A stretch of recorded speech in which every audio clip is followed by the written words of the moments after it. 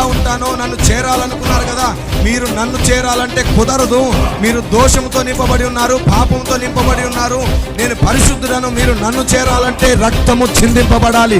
రక్తము చిందింపబడకుండా పాప క్షమాపణ కలుగదు అని దేవుడు చెప్పాడు. అయ్యా మేము ఏం చెయ్యాలి అంటే యజ్ఞము జరగాలి. యజ్ఞము చెయ్యండి. ఈ యజ్ఞము ఎలా జరుగు, అలాగే నేనే వచ్చి స్వయాన ఒకరోజు మరణిస్తాను భూమి మీద. అప్పుడు నేనే ఆయననని మీరు గుర్తుపట్టాలి. అలా మీరు గుర్తుపట్టగలిగితే మీకు మోక్షం ప్రాప్తిస్తుంది. గుర్తుపట్టి నన్ను నమ్మగలిగితే, నన్ను చూడగలిగితే మీరు రక్షింపబడతారు.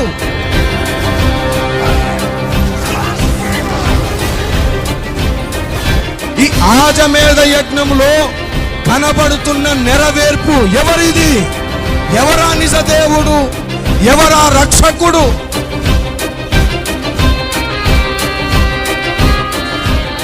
ఆ యజ్ఞం ప్రాసెస్ ఏంటో చెప్తున్నాను వినండి.